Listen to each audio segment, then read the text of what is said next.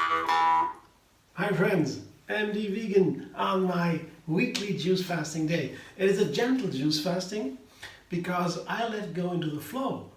That's the revolution for mankind that is only possible in a non-violent lifestyle. So non-violence is the base. No, the base is compassion and love, but non-violence is the law, to say. It's a universal law. This is seen by the yogis, our most ancient culture when it comes to knowledge and to scriptures. Indians are among the most ancient, and that they say this kind of knowledge is timeless. That means it doesn't matter when or for whom, it's for everybody. It's for the universe. Non-violence makes sense also in economic ways, because if you have a resistance, you lose energy. So it might be even the most economic way to live non-violently. So we see right now that economy and ecology, for example, in our daily politics globally, are merging together. So interesting argument, interesting point. Everything is organized according to the law of non-violence, and we're living in a vegan lifestyle, non-violent lifestyle, and that is the base for letting go into the flow. That means being guided from inside, from the heart. We do everything from the heart, and the mind, the reason, is just giving corrections and it removes obstacles that are out of the way so that we can flow with the universal knowledge. A very simple idea. Flow has been introduced into yoga by Yogini Khalji, 1980 in America. And now the Indians, even seeing that fantastic new yoga style, they're adopting it and saying, hey, this is the original yoga as we never saw it in India before. And now it comes back from America to India, whereas 100 years before, in 1880 or 70 or 60 or so, they sent their first yogi to America, to the West. That was not allowed before. Because they said there is a balance here. We have to restore the balance. The West is losing it. We have to send them yoga now. And the guy who went to America, he said, he was very successful then, also in politics. He said in the beginning, and I'm duplicating him then where there are some complications. But then he said, one day from America, another yoga style will go back to India and return it to them, the gift we make to the West.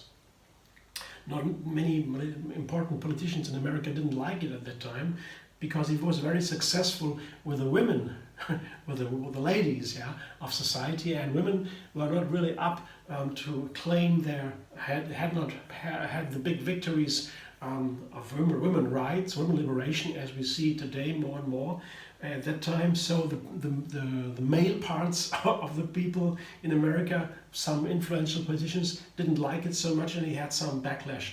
But the idea is that yoga now goes back from the West, from America to India, and it's a very advanced form, tree yoga, because of the flow. This idea, which is inherent.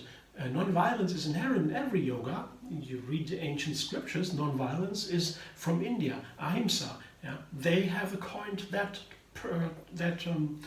expression, and the veganism, the non-violent lifestyle, the vegan lifestyle is a non-violent lifestyle, and that has been coined in America by an Indian. First, veganism has been, the concept of veganism has been coined in London, by the Vegan Society of London after the Second World War, because of Gandhi had a battle in the vegetarian society, and he said, no, we have to be, vegetarian has to be without eggs and dairy, and so we cannot eat it because this is not violence, this is violence. We need to end the violence. Vegetarianism has to include that. And then the vegetarian society split up, and after the war, and Gandhi was already dead, India was already been liberated, then the vegan society was founded by Watson and the others, and they coined the concept of vegan. And then in America, later, some of them went there. There was an Indian guy who connected this vegan movement, this vegan concept wasn't a movement yet, with the term of ahimsa, so non-violence. So since then, veganism and ahimsa are also officially, so to say, connected. It's always been, but yoga, tree yoga, with the flow, came only in 1980, so even later than that. Yeah, that brings it to the yoga. Yeah, that connects non-violence, vegan lifestyle, directly as requirement for letting go into the flow, yeah, for doing yoga. Other yoga styles before did not make that connection mostly. There are not many did that. Now more and more understand as veganism on the rise, but tree yoga was the official beginning, yeah, I would say, for that, and others followed. So the flow inherently is non-violent, and that is why we call it gentle move, gentle juice fasting. Yeah, gentle means I don't push myself to do it. I enjoy my juices as delight. I don't reduce nutrients, my energy, yeah, and the food, but just the calories. Yeah. I reduce the calories. I need a little bit of discipline, and I put the body to rest. The intestines do not need to digest the juices. Nutrients go directly into the bloodstream, and so when the body rests, it's easier to focus on meditation, on cleansing, inner cleansing, yeah, and these kind of things, being creative too. All that begins to flow easily, more easily. I can create new recipes. That's what I'm doing here. I make a new recipe every week because once a week I do this fasting, and it gives my life a little rhythm. Yeah? It's easier to adopt this kind of lifestyle when you make rhythms, bring rhythms into it. That's a systematic approach. Everything we want to do, want to complete, or want to achieve in life has to be successful, guaranteed successful, has to be systematic. We have to put it, our mind, we have to focus on it and do it step by step. That's how everybody can do it. Yeah, not just you can succeed or you cannot succeed. Who knows? Maybe you are lucky or so. Yeah, we can do a little bit more by being systematic. That's all what reason is doing. Yeah, we build something systematically. We make a reasonable order to things. Yeah, our mind creates that order. Yeah, that is what reason does. Yeah. We discriminate, yeah, we separate, and we bring things together. We put it into order. Yeah. And this order, of course, is what our mind does. And so systematically, I do it once a week. I reduce the calories. I just make delicious juices every day, a new recipe, so that now I can, in this flow, yeah, carried from inside with non-violence, yeah, gently, compassionate, I can create new recipes. Yeah. And now it is a carrot juice. Carrot is maybe one of the easiest juices to make at all. Yeah? Orange juice maybe is even easier, but carrots is a vegetable. That means they have certain nutrients that are not in fruit.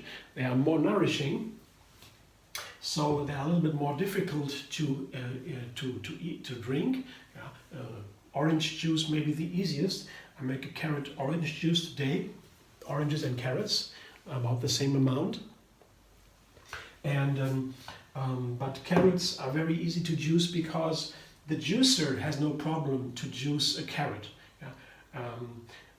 And you need also a juicer to make a carrot juice. You can also do it in a blender, yeah? When you have a sieve, a micro sieve afterwards, or a nut milk bag. You can do that too. It's a little bit more work, yeah.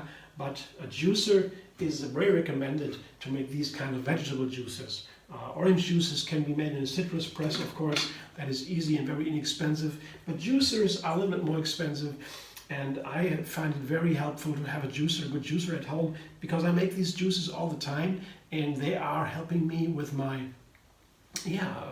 progress in this cleansing, steady, ongoing, systematic cleansing of the body, this recalibration, to so to say, reboot the system. All these kind of expressions we know make sense to us. They can be applied to fasting.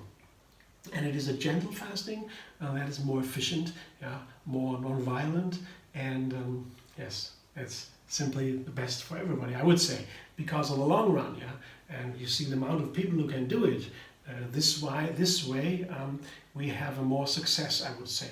So it's more efficient in that way. So I will now combine a carrot juice with oranges. That is a classic. Yeah, we know that from ancient times already. But I will also add pineapple. Yeah. Pineapple is the thing today that is a little bit new in this combination. Here, I show you, it's a half a pineapple. And they have very special flavor, these pineapples. The flavor of a pineapple, it does not fit with all the other vegetables and fruit we have, especially because I think it's a bromelain. The bromelain is an enzyme that is not in many fruit, but in the pineapple very prominent. It can help to digest fat and protein, and it has a very special flavor, very strong flavor, characteristic flavor, and it can collude with special nuts or so. But with citrus fruit and with carrots, it is perfect. And now I want to come to the reason why I have a special interest in this combination, because carrots here, I show you again, grows under the earth. Yeah, we can characterize, divide our food from where it comes: under the earth, on the earth, in the bushes, in the trees, and the ocean. Yeah, under the earth, they have very strong characteristics like beets and carrots and celery, yeah, the bulbs. So they have very strong characteristics, and they have an earth flavor. And to me, the earth flavor, I'm not sure, but that's a speculation. I think my feeling. It might be how that might be explained. But the earth flavors, when I look at the teaching, the yoga teaching from the elements, the earth element is the last element that is according to their.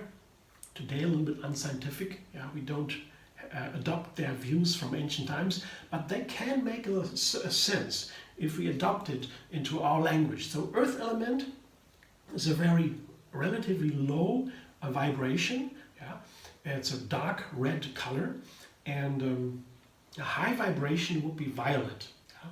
The prisma you have from red to blue. You have the spectrum of the light, and earth is the last element with the lowest vibration that is created according to their way of giving order to the world. Yeah?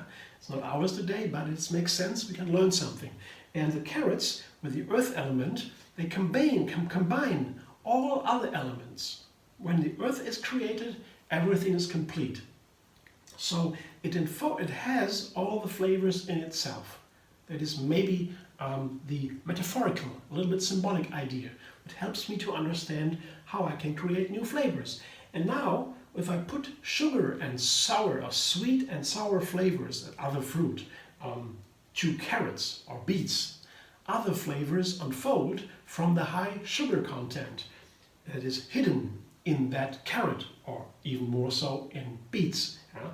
And I think that when I combine it with other fruits that are sweet and sour especially, it seems that the sugar that is hidden in that earth flavor unfolds to new flavors. That is the basic idea today. I'm a little bit elaborating on. It's very prominent in my beet recipes. I make some videos with beet, mostly juices, but all salads. And if I combine them with certain fruit, completely new flavors come out, and that is wonderful. The delicious flavors. You know, I have even a special name for the beet flavors, but candy kid flavors, but that's another story.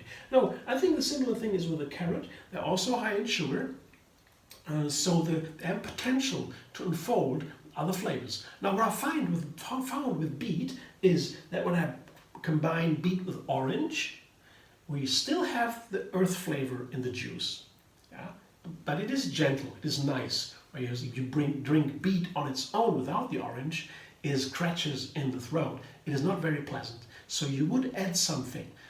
Orange keeps the earth flavor, but when I put mango, for example, to the beet, then a completely different flavor comes, and the earth flavor is away.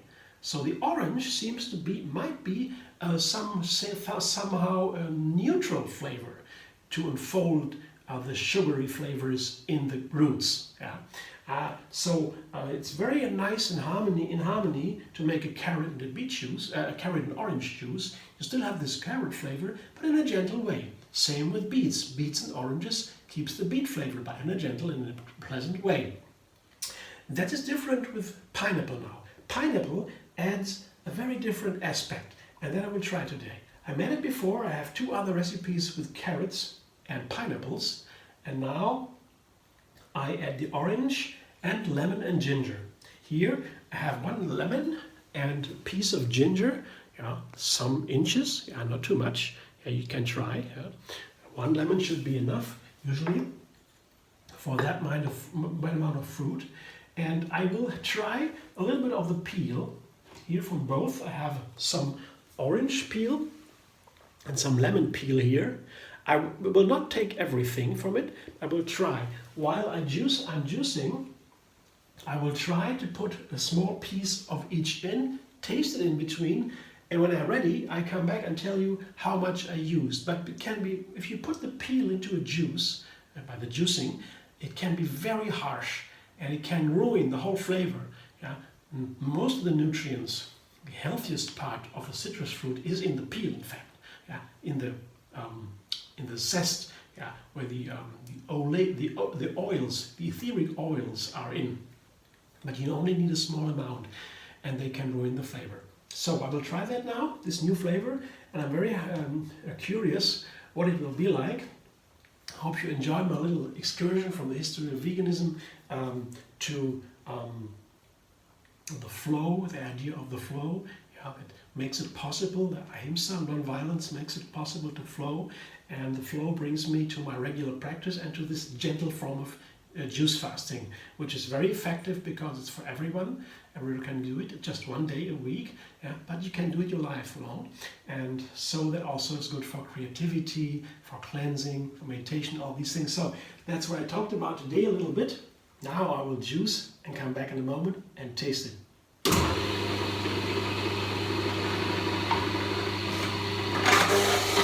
Wow, a full liter of juice here. It's always pretty much the amount I get when I put my my bowls here full with fruit and veggies, prepare it, and then I end up with a liter of juice, half a liter or so. That is very nice for one complete meal on a fasting day. I slowly drink this juice, and in a regular day I would have a meal, and now I would have a juice, slowly. It's a lot of fun. Tastes very nice and it's really refreshing. All the fruit, all the veggies have their different health benefits, their different effects on my body, and they look so nice. I'm so happy to see this wonderful orange color. And I put a little bit of the peel in there, so each of these, I have 2 or 3 of each of these small pieces, not too much, and I tasted in between. I thought, wow, this is exactly the amount I would accept. 2 more would be too much. More would be too much. So I tried that now. I didn't taste it now. So far, just in the middle of it, I did not put anything more, not more of the peel. Just 2 or 3 pieces of both. Both. Let's taste them. Very, very curious now.